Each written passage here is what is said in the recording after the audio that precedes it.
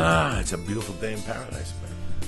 It is a beautiful day in paradise. Fucking nice. And today, especially, because I just kicked my fucking kids to the curb at their school for the first day of school.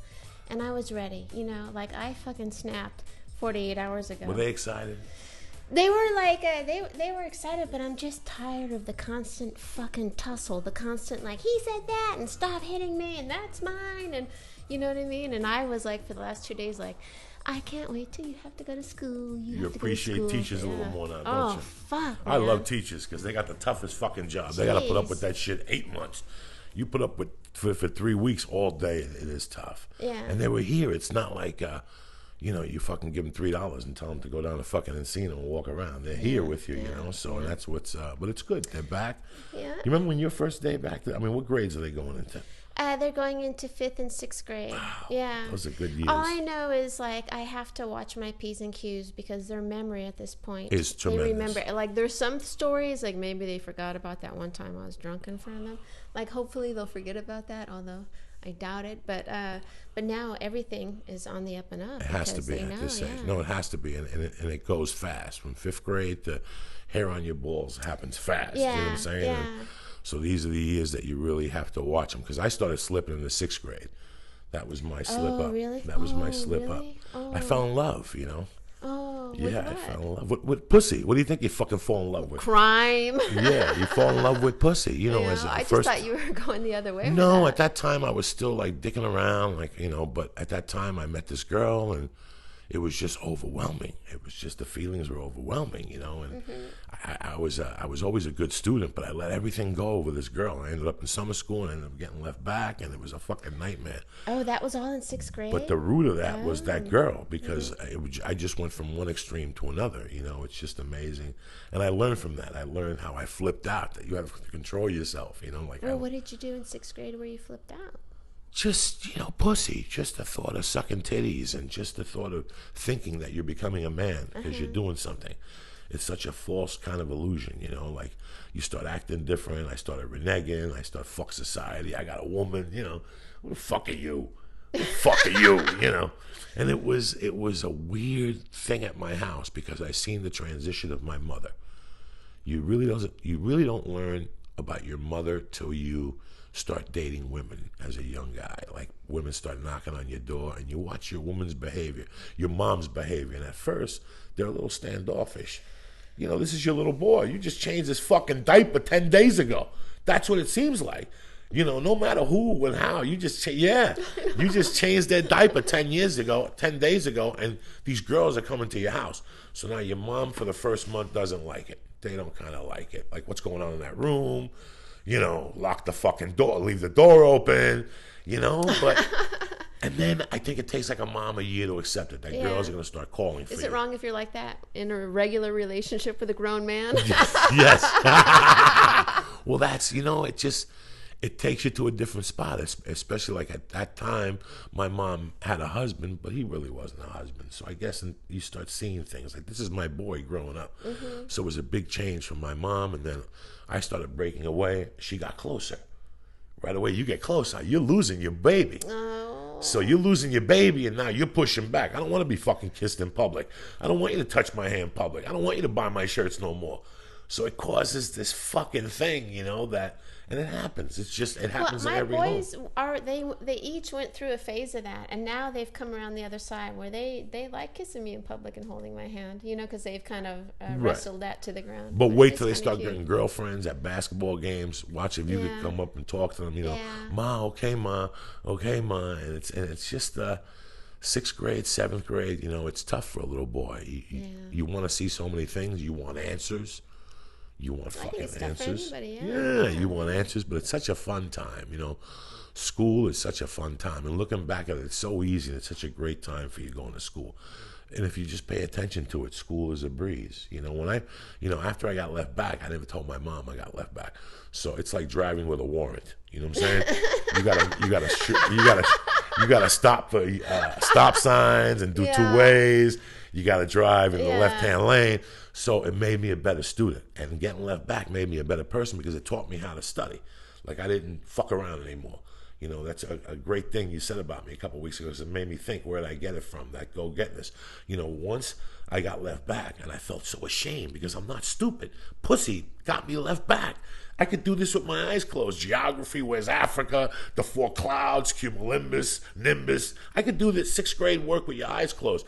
I got so pissed that it made me such a better student. So I wouldn't let things lapse anymore. Like whenever I had a test or something, even after the test, I would study that material. So when finals came along, I didn't have to cram. I became a better student. It made me like more alert. Like, this will never fucking happen to me again because I'm not stupid. It was so fucking embarrassing. You get left back. There's only one answer. You're fucking stupid. You know what I'm saying? I mean, when you're in the 6th grade, when you get left back, it's because you failed 4 fucking classes. You're pretty fucking stupid. Let's face it. You know what I'm saying? If you fail fucking grammar school. And 6th grade and 2nd grade are fucking really hard. Yeah. Those are the ones you learn, the times table in the 2nd grade.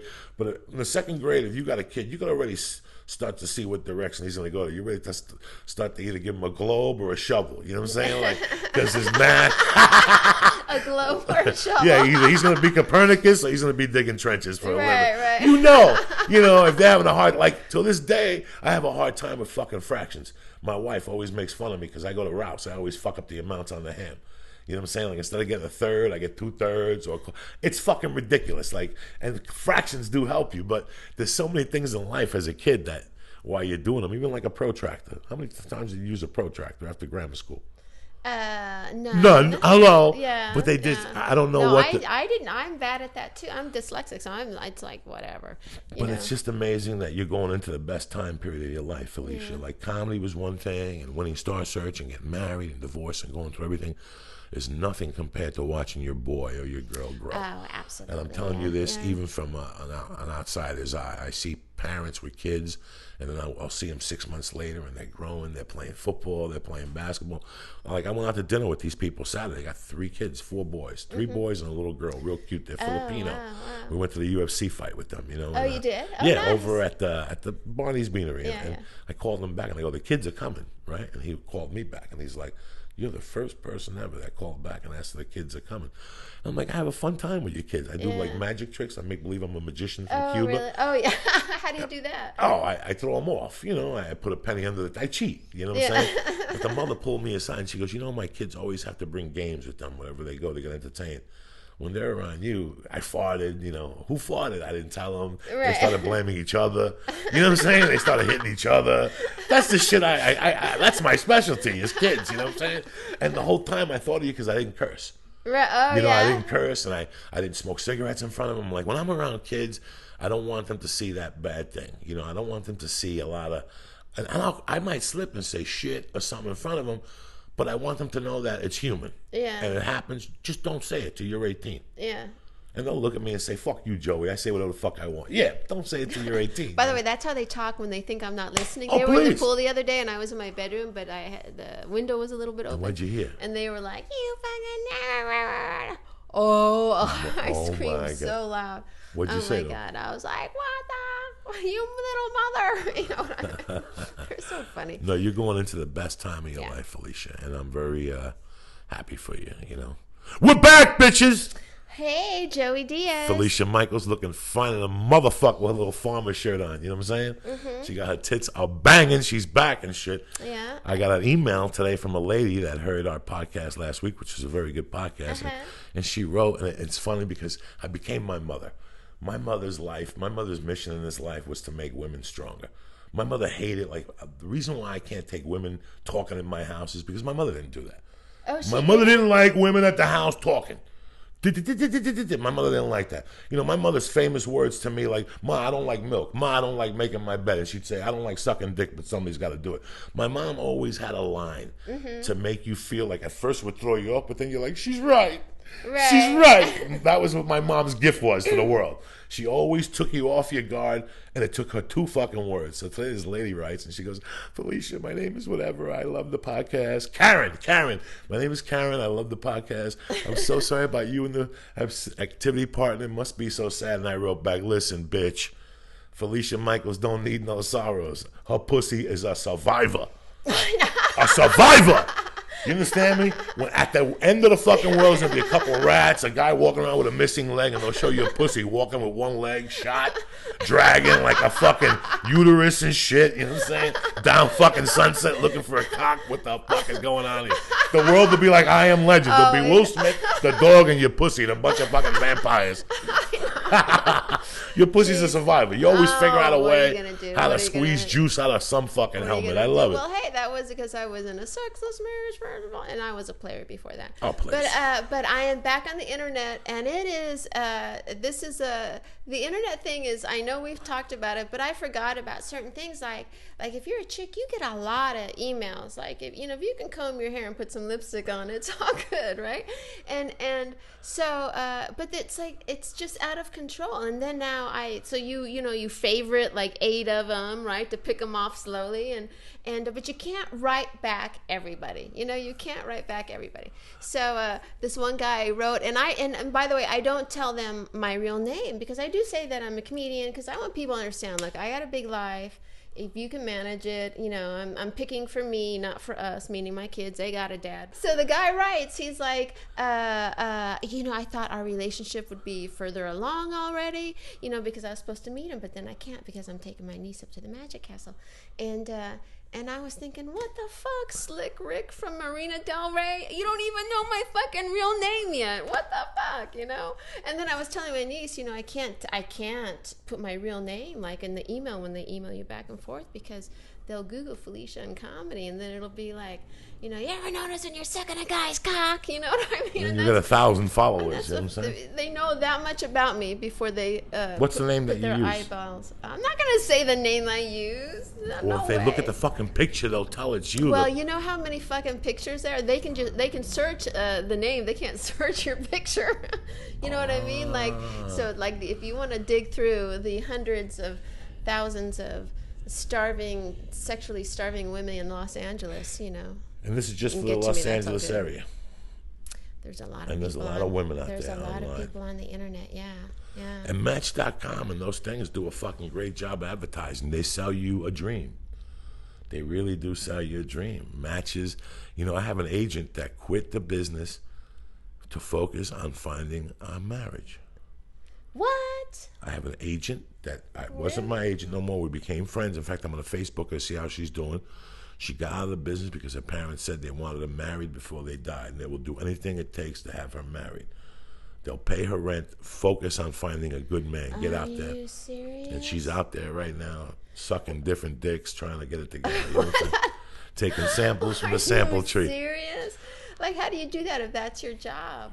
If that's your job, man, because you would be an evil. I would be so evil if that was my job, just to do that. I'm already, I mean, I was very lucky with Terry, but dog, I was lonely for a long time, and it's an emotion that when you're going through it, you push it away. You focus on your work. You don't really think about it. But at the end of the night, there you are with your dick in your hand, fantasizing about an affair you had 8 years earlier. You know what I'm saying?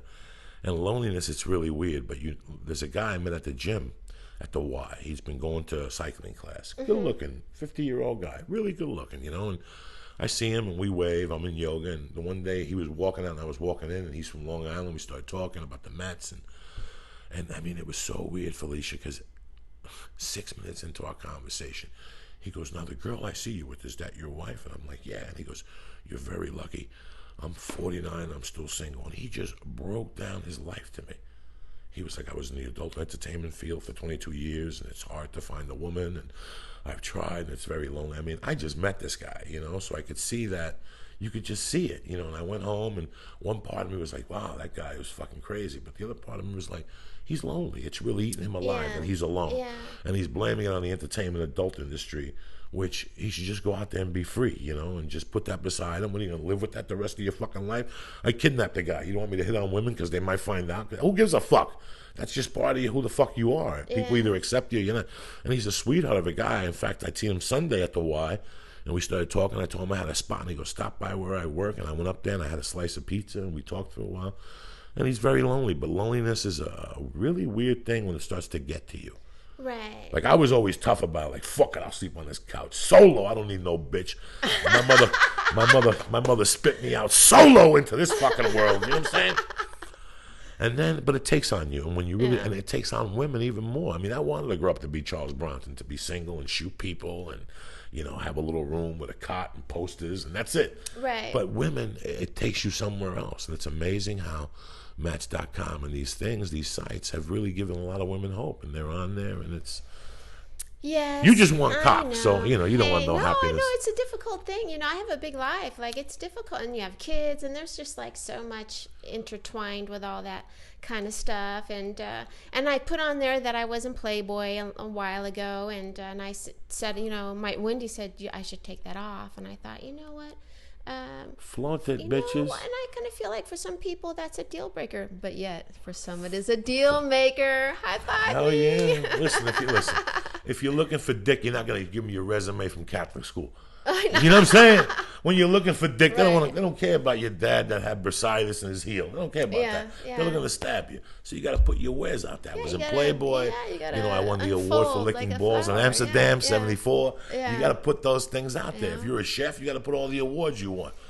Just show them the video, whatever the fucking cartoon. I got fucked 8 times in one day. I know how to shave that fucking monkey. It's so funny because some of the people on the site, like, people put a lot of like where their clothes are off on the pictures, barely wearing anything, and I put it because I wrote this funny story about how I made this cake for the 4th of July on my profile, because it's like the green cake and the one that turned colors. Yeah. So I put that little story of, and then I put a picture of the cake, right? And it was all pretty, and the Match.com or whatever site I am on, because I'm not going to say, the robot came through and took the picture off. It's like, dude, you let fucking Danish and Artsy from Burbank put 23 pictures of him in a Speedo on, but you take my fucking cake off? Trying to sell myself here. You can bake. You've been in Playboy. I've been in Playboy. It's kind of weird. It's just a weird thing. Like, I don't know what I'd do if I was single. I asked myself, would I go on Match.com? I mean, who would match my compatibilities? You know what I'm saying? Kidnapping, burglaries. I love to see the chicks that show up, tattoos, or missing ear. You know what I'm saying? Yeah. Real women, ex-nuns. Right. Yeah. Like an ex-nun, fuck it. If you were on there and some chick put a picture of her dirty little feet.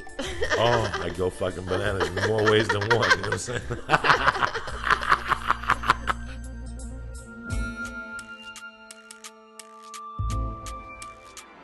Hip hop, a hippie to the Sugar Hill Gang, whatever the fuck, right? I was like, I haven't heard this song in a while, and I liked the song, but I stopped liking it because it was one of the weirdest fucking nights. The night that I still had the album. Like the 16-inch album that you fucking, play. And I was hanging out with this kid, Didi Quintero, and I was living with the Benders. It was right after my mom died. And up to that, I had done coke, like a little bit of coke here and there, 40s and 50s, and I would never get off.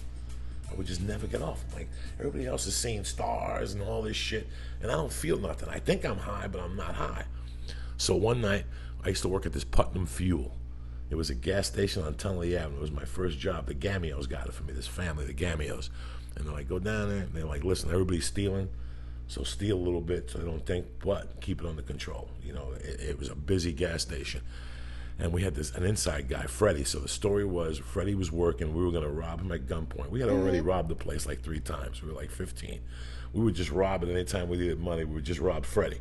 Right. We had a friend, Freddie. Oh, at the gas station. Yeah. So, we just had Freddie. Yeah. We would I just remember rob that Freddie. story now. Yeah. So it was funny that we set Freddie up that night, and the deal was we're going to rob Freddie, smack him a couple times. When the cops came, he'd give us our money, then we'd give him the money, then we go home, we buy an 8-ball, and half of it was for Freddie. Right. And there was like $200 left over, and we're going to give him the 100 apiece.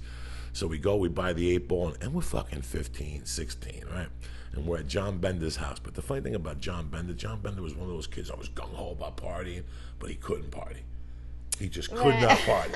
Like, he was the guy that beat 10 girls, and he'd come back with in those days, like, if you came back with 3 beers, you were a big shot. He'd come back with a case of Lowenbrow, and women were like, oh my God. He was like, in those days, it was tough to have $6 or $7.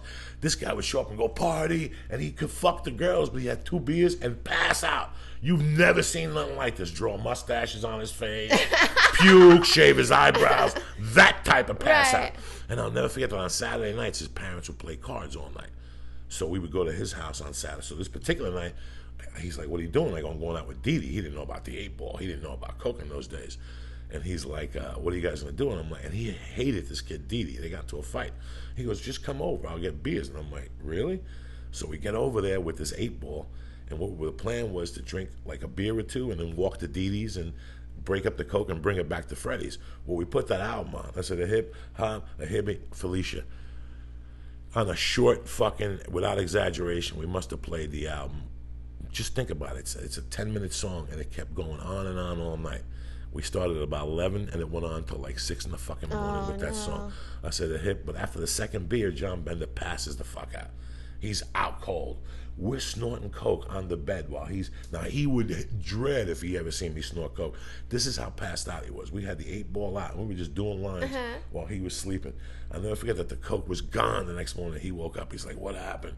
Somebody must have fucking put some Quaalude in my beer or something. We're like, fuck you, bitch. You had 2 Michelobs and you passed the fuck out. Now you want to talk about this Quaalude shit. But I remember that we took a little bit of cocaine. There was a little bit left, like maybe a half a gram, and we walked to 46th Street Field, which is like the soccer field type baseball field, and I drank a beer there, and I did the Coke, and it was like 8 in the morning. Like I said, I'm thirsty now, and I drank beer, and that was the first time cocaine really hit me. Like I had done Coke for like 6 months, and I would just lie to people, like, oh yeah, it was good, but it didn't do shit to me. It wouldn't do shit to me, nothing. I would do fucking grams and nothing. And this one night with the 8-ball was the first night I really got off. Like my jaw was going, and I was fucked up, and I felt paranoid. Like I felt like I had to go somewhere, and it was just weird that song was on. It's just the weirdest thing how a song, and I even got sick. Like as I was going over Riverside, like my stomach got queasy, like I was gonna shit.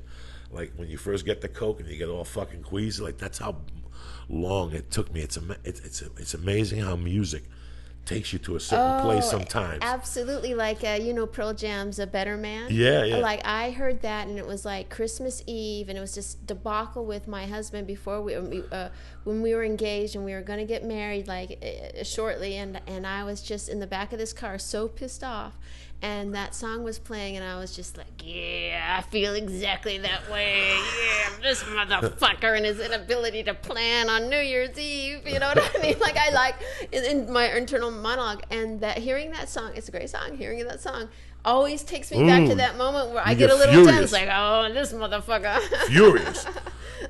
Like last night I was trying to write I'm trying to put together the one-man show, like just different things. And I said, you know what? Let me listen to the album that I was listening to back then. Maybe it'll get me going. I put on Black Sabbath Sabotage, which is a fucking heavy album. And it was so weird because the song Megalomania is a song about you getting rid of somebody out of your life. Like you just parting with them. And it was so weird. I got an email the other day from Felipe Esparza's girlfriend. From Leah? Lisa. Lisa. Yeah, from and Lisa. Lisa sent me a thing, and she goes, Joey, I don't mean to tell you your business. You know, she's pretty smart. She looks at things. She goes, you always post great music. Why don't you post a blog on what that song meant to you? Wow. And it's so weird that she said that, and I wasn't thinking about that. And I just put Megalomania on by Black Sabbath. It's a great, it's Hole in the Sky, Don't Run, fucking something else, and Megalomania. It's just amazing, this side. And if you do acid to it, it fucking destroys you. It's about him giving up a chick and telling her, fuck you, I'm free, and now we're living off the profits of crime. It just takes you deep. And if you do a hit of acid with it, the first line of Megalomania is, so I feel something taking me, I don't know where. It's like a trip inside a separate mind. The ghost of tomorrow from my favorite dream is telling me to leave it all behind. You keep slipping away, slipping into sorrow, right? And I remember like I was so sad as a kid after my mother died. And at night, I would get like a half gram of Coke and do a couple bumps with some kids. And I would save like a quarter to take home, and I would do like a hit of acid like at 9 o'clock. This is how sad and how fucked up I was about my mother's death. And I would go home, and I was so angry at my stepdad. Like I was so angry at him, but deep down I thought that he would give me the money from my mom's house for me to get my life started. But in a way, I just wanted to get rid of him, but I really wanted to kill him. And I would listen to Megalomania over and over and over from like midnight to 4 in the morning, crying, just going through. You ever see Man on Fire when he gets drunk and he goes through that thing at night where we all go through when we get really drunk one night? We all go through that. Yeah. It's like this inner trip that you go on, and you feel pity for yourself, and it's like levels of it, and it continues all night. And I was into those things, but I did it so much to Megalomania. Like that whole album, like just made so much. Like for years, I listened to Sabbath, Bloody Sabbath with the with the intention of fucking striking. You know, that's what the song is about. It's getting back at the fucking people who fucked with you. And I would listen to that song, and it's just amazing that it took me there last night. And I couldn't believe I used to feel that way. But that song is like a bittersweet because it helped me get through what I was going through at that time. But at the same time, it also just gave me this feeling of helplessness. Like, that was a time in my life when I was very helpless. I was young. I had people who loved me and cared for me, but I didn't want that. I wanted my mother. You know what I'm saying? You just want your mother at that time. So it's really weird. Like, I felt that last night. I ended up staying up till about 2 and writing, and it just drew a lot out of me.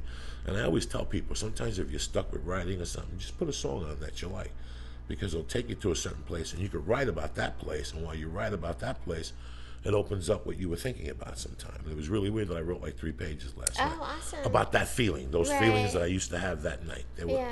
It was horrible. It was fucking horrible, Felicia, you know. But we're here, and thank God for Ozzy for keeping my shit together, bitches. By the way, someone sent me a link to Ozzy when he sang one of his songs in a jazz way. What's his big song? Crazy Train. It was Crazy Train, but jazz-like. And How's it sound? It's really cool. And Ozzy had the coolest haircut, and I put it on my Facebook like that. I want that haircut. When was this?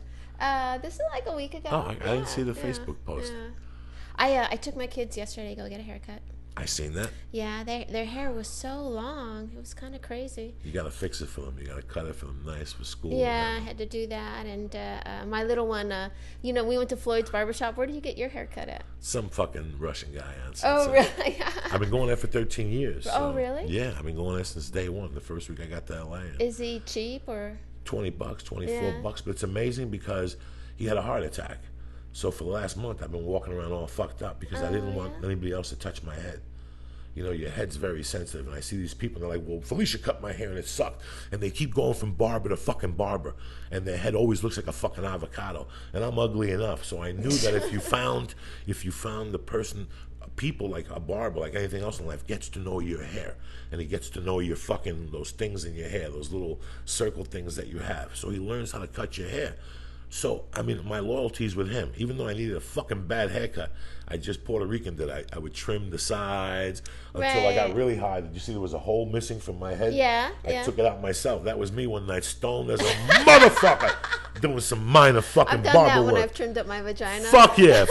You always... And I'll trim up my vagina with anything. Yeah, I don't give a fuck. A fork, a spoon. Toenail clipper. Yeah, whatever. Who gives a fuck? You'll cut one hair at a time just so it's one perfect. time I was using these doily shears for arts and crafts, and I was doing it, and I cut my vagina, and it had like a little doily scar on it.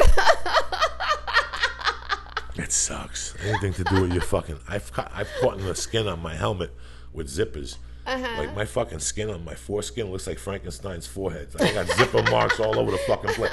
Looks like the cover from Sticky nodules. Fingers. Yeah, what the fuck? Anyway, but you know who I saw? I was getting to a point at Floyd's barbershop. I ran into, there's a crepe place right next to it, and I took the kids there before we got our appointment, and Zach Galifianakis came in, and I have this, this is so stupid, but like when I was married, once my husband took me to a industry shishi dinner party kind of thing, and I had a couple of glasses of wine, and Zach was there. This is like years ago. This is like, I don't know, 9 years ago or something like that. And I had just stopped doing comedy, so I was a little angry still. And Zach was like, "Hey, Felicia, what's going on?" And I was all like, "Oh, now you're talking to me." You know, I was just like the biggest asshole in my own mind. But I didn't exactly say that. But I didn't like how I ever was with him. That was like, there's like 2 people I regret in comedy, like how, I just wasn't that cool, right? And so I always thought if I ever run into Zach Galifianakis again, I'm going to say I'm sorry about that because I feel a little embarrassed that I did that, And so I saw him, but I was with my kids, and I go, "Oh, hey, Zach." And he's like, "Hey, Felicia." And I go, "Look, I always wanted to apologize. I did this weird thing to you at a party." And he's like, "What?" And I was like, "Yeah, I did this weird thing to you at a party." And he was like, "I don't remember." And and my kids are like, "What's wrong with you that you would say that in front of Zach Galifianakis?" You know what I mean, right? So then it got kind of awkward, and he went and drank his coffee and by himself and pretended to be on the phone so I wouldn't approach him. then I took the kids, and I was just laughing at myself because I'm so ridiculous. And we went to Floyd's barbershop, and guess who I saw there? Brody Stevens. And he looked good, and he was in great spirits, and it was really cool. And Brody, was he with Zach? Yeah, Zach had taken him there to go get a haircut, and he looked really great, and he was in good spirits, and it was really a very cool thing for my kids to witness in some fucked up way. But Brody, he was really nice. Brody's the shit. Brody Stevens is the shit. I don't know what's going on with him right now. I haven't spoken to him. My heart goes out. I know something went down. People have been talking about it on Twitter and shit. I don't follow it. I want to hear it from the horse's mouth. And Brody is one of the funniest guys out there. He makes me fucking laugh. Very funny. And, I've had experiences with Brody, especially I tell the story up in Seattle when I took the fucking car from him, his Volvo, and I put him in the fucking backseat of the car, and I said, Brody, how much longer are you going to do 55 in the right-hand lane for?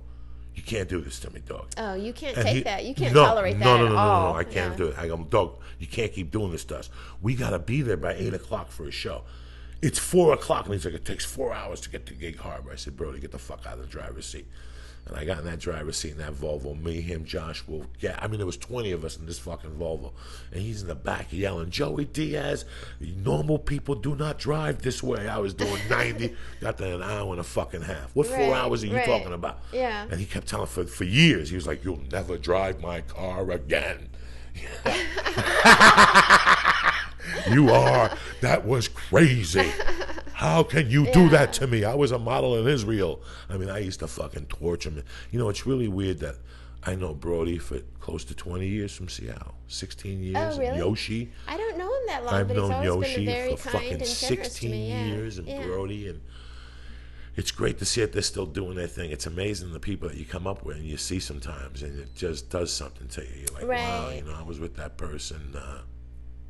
It's weird how, Felicia, I'm in my second half of my 40s, and it's weird that you could actually look at people now and go, wow, I knew you 30 fucking years. Yeah, that's weird, right? 30 years. Like this morning I was talking to my friend, and I was talking I just stopped being friends with people so I don't have to know them longer No, for fuck 5. that shit. I'm a loyal guy like that. kidding. I'd rather have my long-standing friends that I've known. And this morning I called one to tell him about that thing I'm shooting in Jersey, and he knows more about the political scene. So I just wanted to feel him out, So I go, listen, I'm coming back, and I want to shoot this stuff. And as I was telling him, he's laughing his ass off. And I know him. He's very conservative. He's political, so he's got to be conservative. But I had him.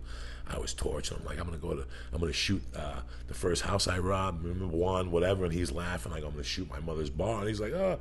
And I told him about going to the Suicide Bridge and showing him where we beat up the so-called gay guy. And he goes, is that the time we got the poison ivy? And I'm like, that's right.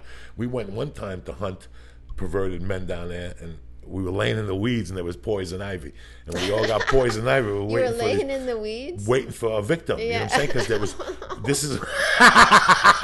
Because this is like summer of 81 was when it really, really got popular. Going down there and hunting these perverted guys that would have 2 drinks in the city and then want their dick sucked over in Jersey. So the word got out that this was the hot spot, you know what I'm saying? So I remember going down there one night with about 16 fucking guys.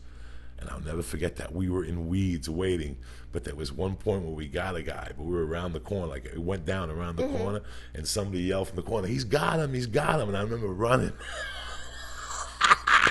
And some guy going, hold him down, let's cut him. I'll never forget that. Like, one of my crazy friends was like, really? Let's cut this motherfucker. And I remember looking at him like, bro, we need to cut the guy. All he has to take is a while. It ain't that type of party. Put your fucking knife away. But that's how crazy it got down there. Like, they were just down there mugging people. And it just wasn't our clique. It was like, you go down there and you see friends like in the weeds. Hey, what's up? What are you doing? Bro, I'm here till midnight. We got this shift. It's like, what the fuck? You know what I'm saying? But it's like we were laughing about that, and we were talking about something else that I said to him. I go, Mike, and I'm also thinking of, because I'm shooting this mockumentary type deal on all the places where I grew up, and all the things I did. Yeah, I'm going to show you the grammar school I went to and the high school I went to, but I also want to show you where I caused most of my fucking, I'm going to show you my house and where I found my mother on the floor, and where the Iceman used to live, where the Iceman, the killer, where his main killer used to live around the corner from me, Mr. Softy, who's being played by James Franco in the movie. The movie's already shot. I want to see, Mr. Softy's in the fucking movie, and that's what they call him. Really? Fuck yeah, I knew him and his 2 kids, the Pranges. Yeah. And the mother I tried to hit on, that yeah, Gennaro's on the Quaalude. Yeah. I'm going to take you. It's 80 feet from my fucking door. People are going to see how close I was to death. And this guy was Mr. Softy, and we used to always give Prange a hard time. Why doesn't Mr. Softy sell ice cream in this neighborhood? And he go, my father ain't that type of ice cream man. You know what I'm saying? Oh, yeah. Wow. So I'm going to take you where Carmine shot the guy 7 times, but I also want to take you to some of the places. And one of the things I thought would be neat doing would be going to the jewelry store I robbed, Michael's, and apologizing to the guy. Because Michael's still around. He's old. And my buddy Mike goes, I don't think that's a good idea. You know, he's still around. I go, Mike, it was 29 years ago. Even if I put it on tape, they can't even turn this into a cold case. People don't understand. You need a lot to prosecute somebody. Right. Even if I say I robbed this place 29 years ago, they still got to get witnesses, and they're all dead, and they still got to get eyewitnesses and accounts on who the cops were on duty, and that's not even a cold case episode. You got nothing. That shit only happens on cold case where they write shit up. Even if you have the confession of you're telling the story about this happened? I could say I was smoking dope and I was fucking high as a kite when I said it. Who gives a fuck? But I don't think nobody will say that. I just want to be honest. I just want to take people. That would be a highlight if I could tape somebody, apologizing to somebody, that I fucked up or around. That would be that would really add to the show. I would really love to apologize to Michael because he understands. He's a fucking rum and tumble guy himself. The reason why I didn't go to jail was because they had an option. Either he could arrest me and get restitution, which he was going to get $5 a week, or he could fucking let it go and collect on the insurance. You learn something new every day, Felicia. I do when I'm with you, Joey That's Diaz. why I love you. I have a better insight to the justice system since I've met you. Absolutely. You have to know about the justice system because you never know when you fall in the trap.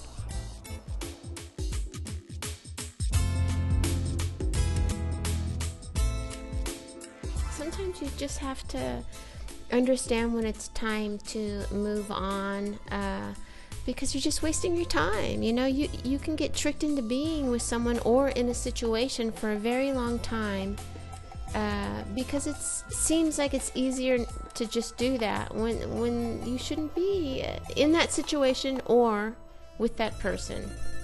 That's all I'm saying. Oh, walking away from anything, like if you look back at your life, like we have a lot of young listeners, but I'm an old fucking goat, and I look back, even when I was 15, I look back at shit I did then, and walking away from certain things, like it takes so much. And with me, I was just at a meeting with a director for this one-man show I'm doing, and we were talking about, she goes, what if you did get a letter from your daughter? We were talking about scenarios to write. And we were talking about when it's time to walk away from something. What gives you the knowledge to, as much as it's going to hurt you, to say, this isn't working. This is what I have to do to better myself. It's such a tricky decision, and you're so indecisive when you try to make the decision. But after you lived it, I always tell people it's weird when you go through something without something. Like for me, if you go away for 11 days as my wife, in that 11 days, I'm going to clean, I'm going to make myself my own eggs, I'm going to do my own laundry, and after 7 days, I'm going to go, this ain't that fucking bad. You know what I'm saying? Like, you really think about things like that you do without in your life. And after we talked about this, even like a computer, like if I took a computer away from you, how would it change your life today? You'd have to go back to writing with your fucking pencil and paper. That's it. The other hand, if you're on the computer 4 hours a day, 2 hours of those days, you're productive. The other 2 hours, you're looking at tweets and Yahoo and who got stabbed. But when you don't have it, it's things that you walk away from. And I look at my life, like walking away from just knowing that comedy was stronger than crime. Like, knowing that decision. I know people that are comics now that's still going in and out of fucking jail. There's so many things that you just can't get out of your life. But to make the decision to get a particular thing out of your life that it's like a piece of pussy or a cock. It's great when you're there, but it fucks up so many other aspects of your life. We were talking about a friend that I have now that he's ruining fucking everything. He's ruining everything that he's worked for. And like I said to him, you know what? When you're 22, if you want to cheat on somebody or take a gamble on something dumb, that's great. You can recover from that. It'll take you 10 years if you're married to recover. But when you're 48 and 50, these idiots that when they're 50 all of a sudden, I pray that doesn't happen to me. Like when they're 50, they decide they don't need the person they're with anymore, and they're going to get themselves some 26-year-old. That doesn't mean a thing in their fucking life, you know? And then when that falls apart, that expression always comes to mind: a bird in the hand is better than two in the fucking bush. I've always believed that, and I add it to everything. You know how it is. You get one gig, you get a comedy gig, and it pays you, and also somebody else called you for $11.15, and all of a sudden you fuck up both gigs because you went on stage for the first gig thinking about the second gig and you bombed, and now there was traffic on the 5, you didn't get to the second gig. So now you fucked up 2 gigs. So a bird in the hand is better than 2 in the bush. It applies to so many fucking things in your life, Alicia. Yeah. It really does, So, but I give you, I know you like this guy, and this isn't what this segment is about. It's basically about liking anything that you walk away from, whether it's coke. I still sit there some days and go, how the fuck did I walk away from that? I tell a story. I was hooked on crack in like 99. Did you know that? Oh, I did. Driving back from the Comedy Store at night, if I couldn't get coke, I'd just drive on Selma, and by Hollywood High School there in the corner, there'd be like 3 guys selling crack. So one night I said, what's the difference? I went home and grinded it up and snorted, and I got sick for 2 days. So I couldn't get coke again. Like my dealer was out of town or something for a week. I couldn't get it. And I remember I went over there one night and started getting it and bringing it home and smoking it out of a coke can. And I remember that I got so cocky with it. Like I'd go out at 9 and bring it home and smoke it in the office in that little apartment. And Terry would go, what's that horrible smell? And I'm like, it's just some pot I bought. It's not that good. She fucking knew. She fucking had an idea or something. But I went to El Paso for like a week, and I didn't buy crack. I smoked coke. I snorted coke all week, and I didn't smoke crack. And I came home, and I figured, I haven't smoked crack in 10 days. I'll never smoke it again. I walked away from it. But for like fucking 2 months, I was hooked on crack at night after the fucking Comedy Store, like at 99 or 98. And like I just walked away from it and I walked away from it, never went back. But it's so weird, like just other situations. The hardest one is a relationship.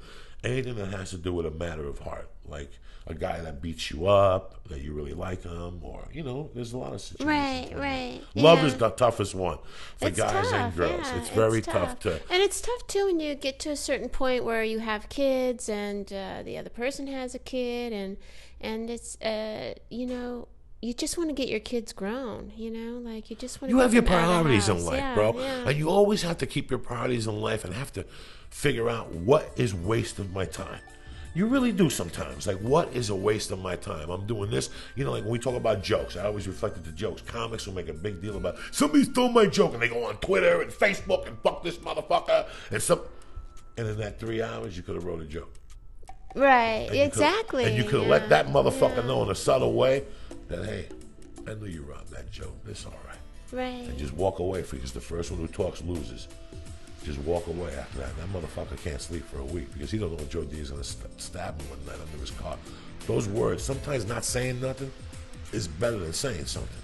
That's true. And I always apply it to a lot of things. Sometimes you just don't need to say nothing. You just have to give them a look and go, Psst, I know what you did.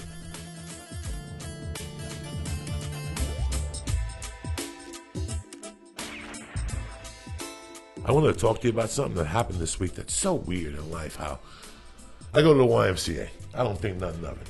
You go to 24-hour fitness. I go to LA Fitness. LA Fitness. I was rocking it today. Yeah, you don't think nothing of it. Yeah. Have you got, since you've been there, is there somebody that you wave at on What? the way out?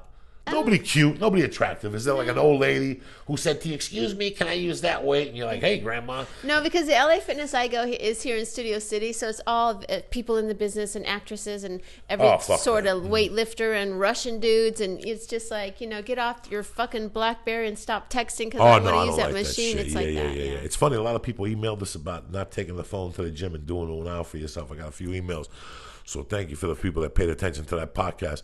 But it's really weird when you're there for a year, you're going to have relationships with people. What am I saying about relationships? Not like, let's do lunch, but people that you see at the Y. Right. Like, hey, what's up? Yeah. Did you come to her class the other day? No, you're lucky you didn't. She made us fucking lift weights with a fucking barrel on my head like an African. Whatever. Yeah, right. And you become friends with people.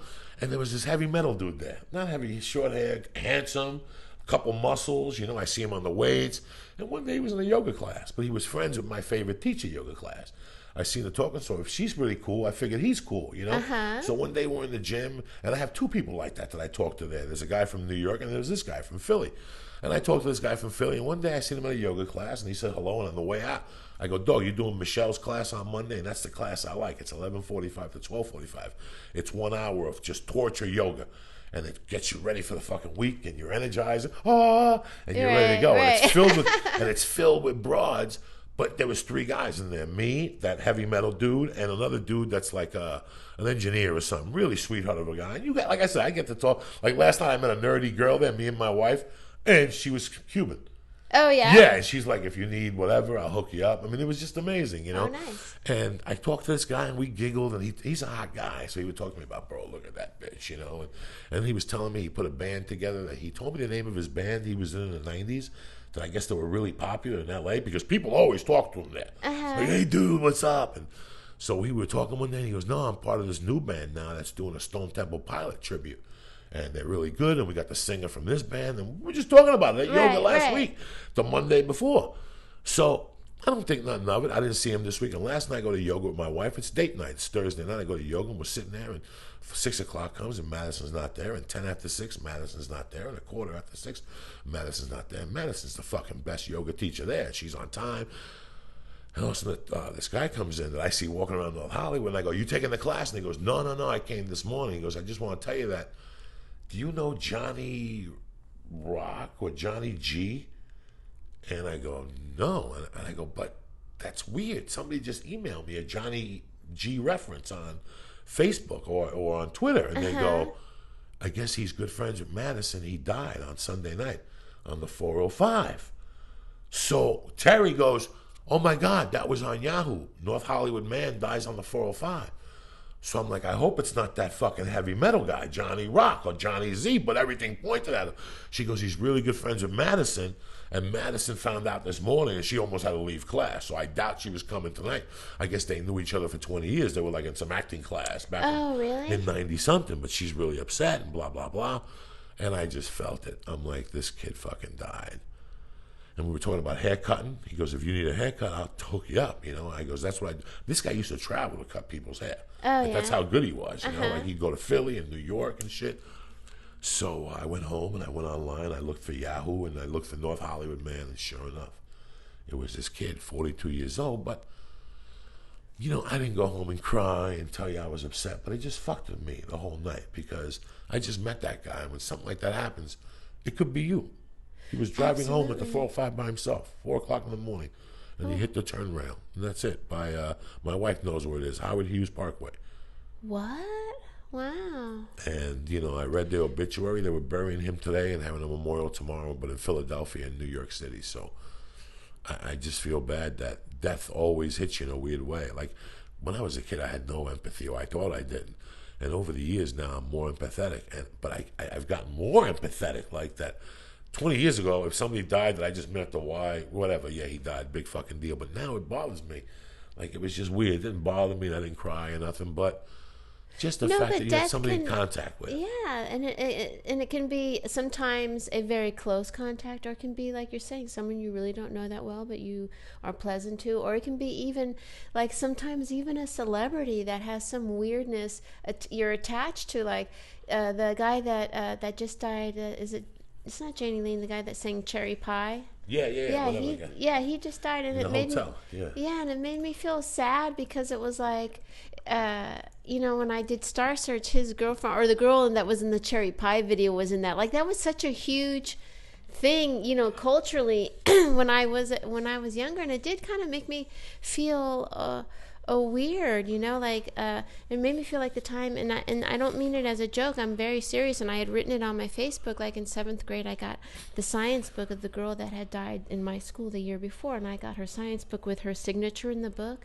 and it always made me feel incredibly sad all the time. And I'm not joking. Like, every time I did my science and I would see her name, because she died of leukemia, and it always made me feel sad, and it doesn't like ruin your day or anything, but it does kind of give you a little bit of like, wow, things are really can happen just like that, especially on the 405. This guy was really enthusiastic about life. He had a good demeanor. The one night we did yoga together, and I went up to him, and I could smell the reefer on him. So I immediately liked him.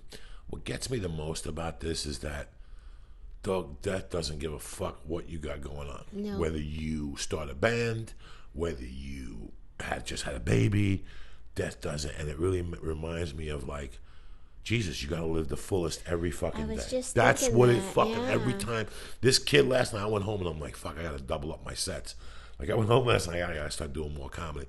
I gotta start doing this, because that's what it makes you seem like. You know, I was telling Terry last night, when for a long time, I got attached to people after my mom died, but after those, I had 3 people who died really quick, and for a long time, I thought I was the kiss of death. So I would get close to people, but not too close, because I always knew in the back of my mind that you could just disappear just like that. Like, I seen a kid one night at 6 o'clock, and the next morning, I seen a 12-year-old kid at 6 o'clock at night, and at 8 in the morning the next day, he was gone. He went to get groceries with his mother and got hit by a fucking car.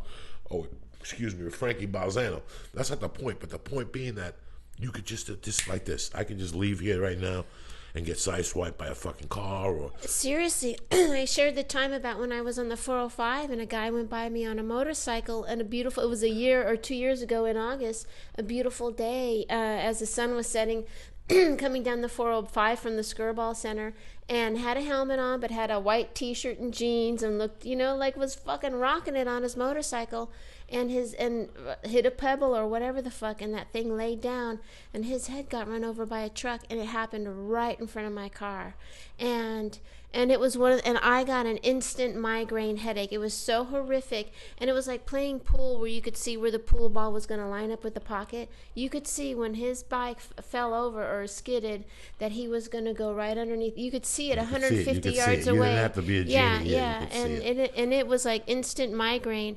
and when you see something like that, it is, life can go away in a second. It's so very important to keep the people close to you that you love even closer, and to do what you are meant to fucking do, and not question it all the time. Just fucking do it. It just was pretty mind-boggling. It really opens up your eyes. Like, I got up this morning and thought about it, and I went back to the obituary, and I always put myself, like, what his friends feel like and what his family feels like, and that always has destroyed me. But that's what I want to talk, and that's what the podcast is about. It's fucking taking it to the hoop every fucking day, I like being tired. I like being busy, because this is all you have. If you're not busy, you're not living, Felicia. Yeah. I want to be busy from now on. I feel fucking alive again, For the last year, I've really felt alive again for a long time. I'm doing what the fuck I want to do, what I was meant to do, and that's a gift. God gives you a gift. Right. When he makes sure you to make a living easy.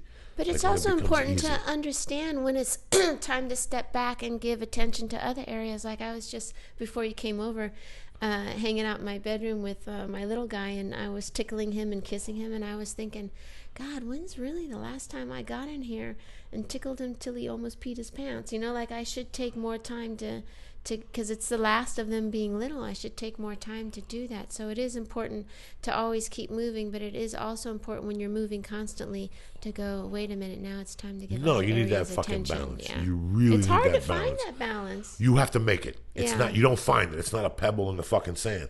That's the thing with balance, that you have to go, enough is enough. What is enough? This is what I need to do for 2 days. I need to, Felicia, lately, I know you're going to run into it in about a month. You're going to feel days where you fucking wake up and you have the ability to do what you want to do, but everything is there in front of you. Like, you're clear-headed. You're like, Joey, I got to do this. I got to pick this up. Right. You know what you need to put it all together? What? The gym for 45 minutes. Half hour. You're going to realize that it just puts it together. You leave that gym, you stop at Whole Foods, you get your coochie fucking baba juice, whatever the fuck you drink, and on the way, you're making calls. Yeah. You already, like, your day came into tune. When you woke up, everything was there, but everything was spread apart. And sometimes it just takes making an hour for yourself, whether it's taking that hike that you do. That when you get back from that hike, and I tell people all the time, that's why we're going back to it with the phone and shit. That 1 hour is so important to you. It is. You could either make $8 an hour, you can make $50 an hour, but your time for 1 hour is worth $2 million an hour. Yeah. Like, your time is your time. And in life, I didn't make time for me. Fuck that shit. And when I'm talking about making time for you, I'm talking about sitting in front of a fucking television. If that's what it is. If that's what you need to do, then that's all right. What it is. Yeah. But you know what? Like, lately on the weekends, I haven't even wanted to do shit. Like, me and Terry's so tired on the weekends from the 5 fucking days and cooking and, fucking around and talking and the yogas and on the weekends. And lately I've been saying, you know what, Terry? We're going to do something one of the 2 days. You know what? Everybody sits in fucking traffic. It's more time we start doing it a little bit. Yeah. So we're going to go to the beach. We go a little early, blah, blah, blah, blah, blah. Today we got our menu for the beach this weekend. We're going to go to fucking the Cuban joint. Oh, yeah. Porto's. We're going to get there when it opens on Sunday. We're going to get a couple Cuban sandwiches, some fried potatoes and shit, and shoot right down to Malibu. Porto's is awesome. And stay there till 12, so when everybody's coming, you're coming That's home now. the thing. 4 fucking in LA, hours. you got to do everything. Get backwards. up at 7, and then you're home by 1, and you're chilling. And you could sleep all day. Monday, you wake up, you scratch your balls. It's fucking Labor Day. Felicia puts down the podcast, and bam! We start another fucking week, September 6th. Because it's September already, Felicia. I know. This is it. This is it. You just put your kids back in school, but it's so weird. Thank God. Thank God. I was talking about how January to September is something else. Like the moon is somewhere else. But September to fucking December just flies. Just flies, Felicia. Right now we're having a conversation. It's Labor Day. We're going to have a conversation in 2 weeks, and it's going to be Halloween. You're going to say, no, Joey, Halloween's in 6 weeks. Fuck you, bitch. It's going to feel like 2 weeks. In 2 weeks, they're going to come to you. Can I get the mask? Oh, dude, they're already doing it. Yeah. They're already doing it. And then what's after Thanksgiving? Because in reality, it's only 3 weeks away. I can't even talk about it. Yeah, you can't even think about it. Yeah. We were talking about the other day that when you're a kid, you can't wait to fucking get old. Oh my God, you sit there and dream about when you could shave your mustache and when I'm going to be able to drive to the mall by myself. Fuck my mom. And all of a sudden you get old and you're like, boy, would I love to turn the clock back.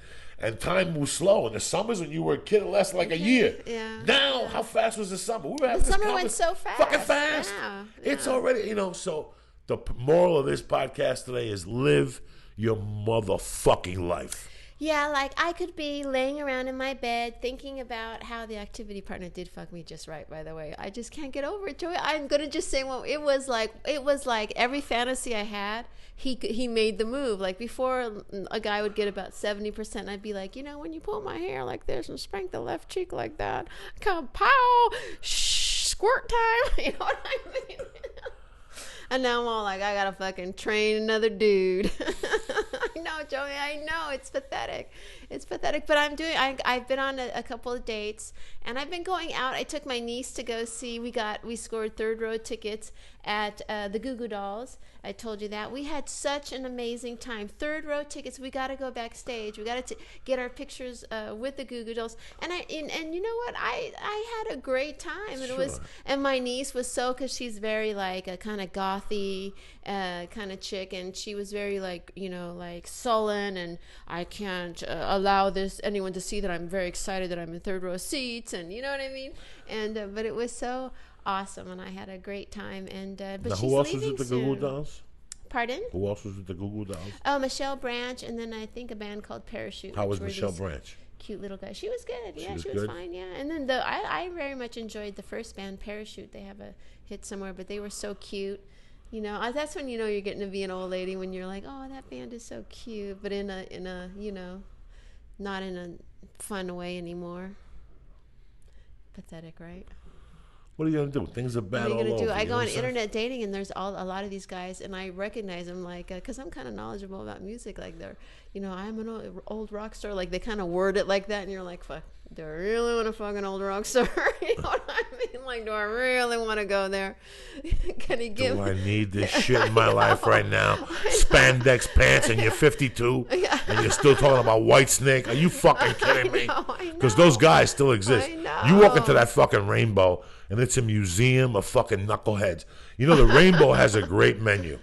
The Rainbow is a great fucking time. If you're ever in LA, take the time out to go to the Rainbow. Can be fun, yeah. The Rainbow can be a lot of fucking fun. But you know what? If you catch a bad night in the Rainbow, it's like a bad night in the Improv. Every fucking knucklehead is there, and they will approach you and talk to you and give you fucking ear beatings that you don't give a fuck about.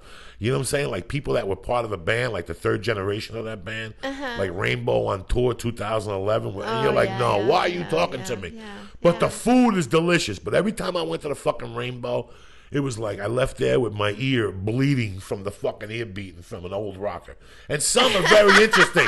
Some are very interesting. Yeah, no, they're all like last week, I bumped They're into all Greg Kinn on the fucking phone. I did his radio show, and it was brilliant to me. The guy was great. Sebastian Bach gets on my last fucking nerve. I seen him up there one night. He won't shut the fuck up. I like his wife though. The porno chick. I like his wife. She's hot. Who else have I seen out here? I've seen I've seen some of the Rainbow, some of the Ozzy guys. I've seen Motley Crue, and I've always seen the drummer, and I fucking love Tommy Lee. But there's a couple of them that circle around the Gelsons. I can tell they're old rocker guys. Yeah. Oh, it's God. like, dude, I just want to get my bread and squeeze it without you staring at me. But it's the one that, like, you know the band Led Zeppelin? Yeah, I replaced Jason Bonham. What do I want to talk to you for? Right. What do I want to talk to you for? You know what I'm saying? Like, why are you bothering me for? You shouldn't even be here. You should have a fucking day job. Yeah. You know, it's like, you sit there and you're like, I don't want, but if you're ever in LA, you have to. There's some places that you and I haven't been there in like 10 years. The last time I went in there was with Brian Holtzman, coked out of my mind, and a rock guy came up to me with coke, and he still gave me an ear beat, and I told him to go away. Oh, really? Like, I throw somebody with coke away. That's how bad they get. Listen, it's 2011. If you still got the tight black pants on, we got to have a talk. We got to have a talk in the other room, like the spandex ones. Oh, right. I'm talking right. 1980. They still had those on? Yes, they still. Up. Listen, if you go to Sunset, every fucking day on Sunset, there's a kid that walks on Sunset from like Gardner to maybe Fairfax. Like he has a day job, but he has to bring his guitar with him. You know those fucking knuckleheads Right, yeah. that the band's gonna make it. Yeah. You know, one of those fucking guys. You know, it's like the band's gonna make it. Those guys. He wears the same red leather pants every day. You know what his balls must fucking smell like? Fuck, after this week? those red leather pants. You know the red What leathers they from the say? 80s? Yeah. So he has the red pants no. with the black deep t-shirt with the fucking thing, with the long brown hair, with the feather fucking hairdo. Now, I'm no fucking fashion designer or ball of fashion. But that's 1985, the feather in the fucking hair. Right. That's Nobody's Fool, that's Rat. You know what I'm saying? That's fucking Greg Winger. What's his name? You gotta fly towards the angels. That's Greg Winger. That's that shit. If you still got that get up on, yeah, you said Winger. Yeah, it's Winger. Kip Winger. Oh, Kip that Winger. Song was great. I'm sorry, I had to touch my vagina when you said Kip Winger. When I seen him on Letterman, that guy could not fucking Here, sing. smell my finger. No, smell my finger. No, you dirty bitch. But it's so funny how. You know, it's just, I don't want to see the black leather pants. We're not in that. It's like Sha Na Na. If I see somebody dressed like Sha Na Na, that's 1950. Really? Some people dress that way for irony, I guess. You know. What fucking irony? I don't know. You know, it's like the fat chick with the hat. The other day I went on a plane, there was a 300-pound chick, and somebody told her to put a hat on because it'd be cute. What about the 300 fucking pounds? What is the hat going to do? What is the hat gonna do? I don't know. Nothing bothers me more than hats. Did you know that? Oh, really? Oh, yeah. Like But you wear a hat. No, a baseball hat, and I cover my gray hair. Yeah. Not a hat to be cute. There's nothing. You can't do nothing to me to make me fucking cute. You know those guys that wear the Sinatra hat in Hollywood? Right. I want to knock them all in the fucking head every fedora. time. Yeah, the fedoras. I know. And they wear it a certain way. Like they put it on to be cute. Yeah. You ever see, like, you know when a girl is going to Vegas on Friday, go to Burbank and sit there, and I'll pick them out. You know why? Because they all have the cute hair, and they're walking. I don't like that shit. Why you got the fucking hat on? Leave the hat at home. Put it on when I'm fucking you from behind. Make believe I'm fucking Sinatra or something in the ass. But don't put the fucking hat on. I don't want to see. It really bothers the fuck out of me. You know that, right? Really? Like the fake. I don't mind when you put a hat on. It's when you put the hat on and I know you took you a half hour to put it on. That's what pisses me off. When I see a girl with the hat placed perfectly on, with the heels and the short shorts, and they're headed to Vegas with that I'm so cute look. But the one that kills me isn't the hot girl. It's the fat fuck that wears it. It's like me putting on a hat to be cute. So people come up to me and say, oh my God, what a cute hat. What about the fat around my fucking stomach? Well, don't you have to say something about that shit? That's what you should be pointing out, not the dumb fucking Sinatra hat you have on your head. Look, if you're a person that gets to that point in life and putting the hat on makes you fucking happy, you know what? God bless you put that fucking Smoke hat a on. joint. That makes me happy. But don't put the hat on. It aggravates the fuck out of me. You know, when I lived in New York, when I was married, we lived in these two huge towers, these apartment buildings, and they faced each other. And our living room could look into someone's, and this is like on the 44th floor, look into someone's window. And there used to be a lady there, and she would put on hats and scarves compulsively for hours on end, just different hats and scarves. And it was fascinating to watch. And then there was this other girl, she was about 10 stories below her. She used to have this huge bouncy ball, and she used to bounce naked on the ball, watch television, and talk on the phone. That was kind of erotic, though. That was kind of really nice. Crazy. But she had to know that people were watching. She didn't for give sure. a fuck. Yeah. Was she hot? She was so fucking hot. Really? I touched bouncing myself watching it. That's how hot she. Yeah, it was fucking erotic. I can't make bouncing up and down on a ball sexy, or I can't make the pool look sexy. That's the problem. Listen, I don't want to see you bounce. All I want to do is see you bounce my balls in your mouth. That's it. Ladies got to get that shit out of the fucking way. I don't think I would bounce your balls. If you think a guy wants to see you bounce around a ball, the only thing we care is the square root of the situation. How are my balls gonna bounce on your fucking throat? With your nuts on your tonsil while you're backstage whacking at your punk ass concert. You know what I'm saying? Like Snoop Dogg here and Dr. Dre.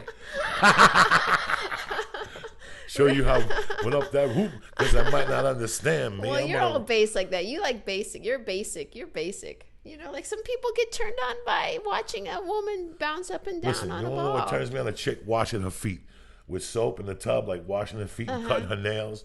Like, that turns me the fuck on. You know what I'm saying? No, but I'm just saying. I'll tell you what turns me off. Dead fucking toe polish on a nail.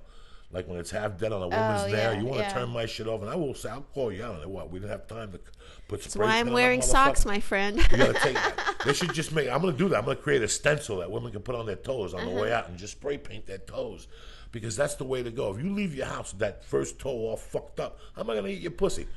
If your toe is fucked up, what's your fucking pussy gonna look like? If that little simple toe. There you go. If you can't go like this before you leave, or while you're driving, I don't give a fuck. You do this shit with the mascara. If you can't take care of that one nasty fucking toe. You can't paint your toenails. You're not washing your monkey correctly, right? Not toenails, plural.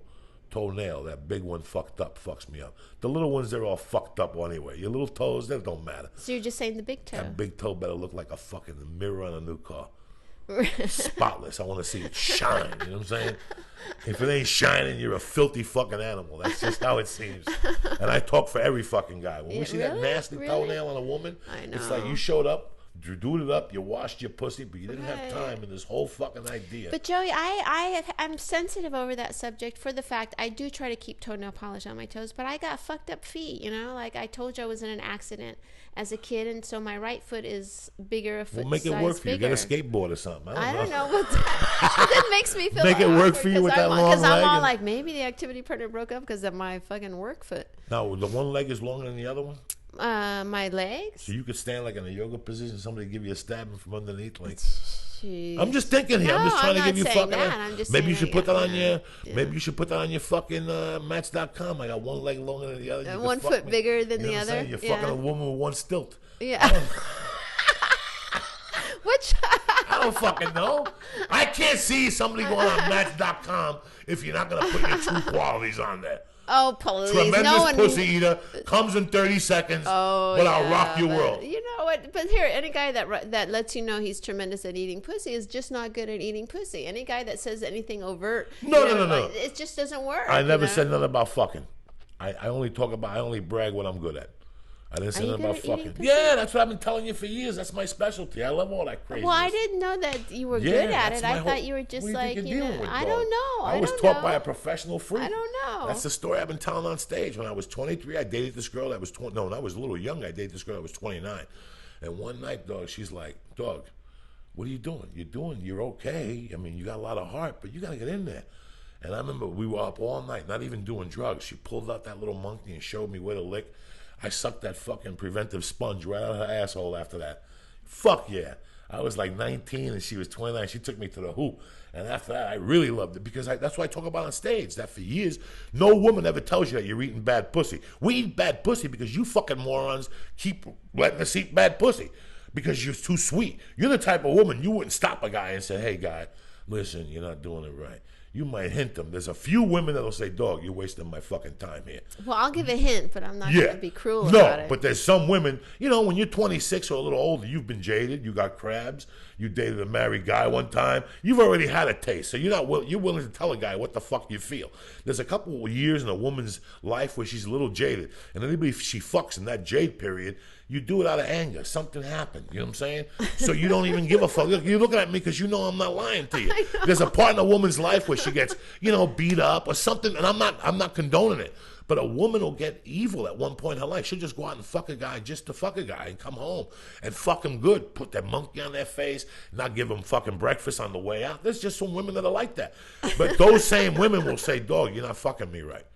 You know, and they'll tell you, listen, this is how you lick. Take a breather, lick some more, finger me, do the Chinese finger torture, put a pinky at my ass, and then you develop after that, and you're confident about eating pussy. So I wouldn't go out and tell somebody I can fuck your brains out because it's never going to happen.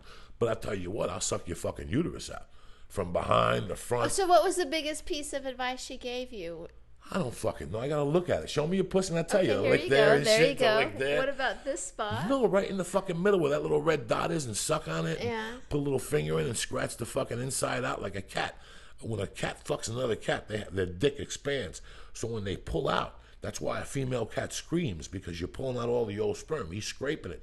So when he lays his sperm in, did you know that? No. That's why you got to watch Animal Planet. The fucking monkey's in there. So same thing applies with that little fucking monkey. You know what I'm saying? A lot of guys can't fuck the same, but eating pussy's tremendous. That's all I want to talk about. That's it. I don't even know how we ended up on this conversation and shit. You know what I'm saying? Well, what about guys? Like, what? Let me ask you this: if a girl is giving you a blowjob, right, what is the one piece of advice you would like to give, like the women? Like, is there one thing that you find, like, yeah, that wasn't my favorite when most women did this? Is there one thing? I'm gonna be as honest as I can with you, talking from the heart here. I've never gotten a bad blowjob because they're all good. Anybody who's willing to put their lips on my dick, that's a good job right there. Any woman who's willing to, you've had blowjobs when women are like half drunk and they're falling asleep and they're like lazy. You know what I'm saying? You know what I'm saying? I'm not saying that's ever happened to me, but I don't want to do this, you know. But it's really, like, I don't know. Like, I've even had women that have said, I'll suck your dick so good, and you're there and you're waiting to see stars, but you come and then you move on with your fucking life. You know what I'm saying? Like, when I was in high school, I had a girl, like, after high school that gave great blowjobs, and that was rare. She was young, and she just liked it. She just liked it. Like, she just fucking really liked it at a young age. And she gave a great blowjob. I've never gotten a bad blowjob. I can't fucking tell. All right. You get the same result at the end. You know what I'm saying? Women are the ones that can't come because the stars, you know. Guys, you know, all you got to do is put a lip on it. We'll close our eyes and we'll come eventually. You've never sucked a guy's dick and he didn't come? Fuck no. Everybody fucking comes with you. Everybody gets service right. You're like Dairy Queen. You know what I'm saying? You're like Dairy Queen. I was thinking about that. Well, do I really want to fess up that I've been with someone and I couldn't make them come? Well, that's the thing is, because now, you know, I have a couple of girlfriends and we're all doing the internet dating, and now we're cross-referencing because we're all looking at the same pool of guys, you know, and my friend will be like, you know who I'm talking about too. She's like, no, that guy can't get it up, and this guy is like that, and no, this guy is like your best friend, and I'm all like, holy shit! It's like they don't even know like that's going on, you know. Anyway. It was a great podcast, Felicia. It's good to see you again, you sexy animal. Well, Joey, it's always a pleasure to see you and to learn a lot of fun things shit. in life. And what else do we want to say? If you would like to email us, please email us at beautyandthebeastpodcast@gmail.com. We would like to thank everyone who's been downloading and listening to us because our numbers have done pretty spectacularly as of late. And I'm very happy with how it's been going. It's beautiful. You guys are a great audience. I just want to say something. I'd like to thank everybody who donated money and made the comments about helping out and, you know, lending cameras and films and trucks and cars.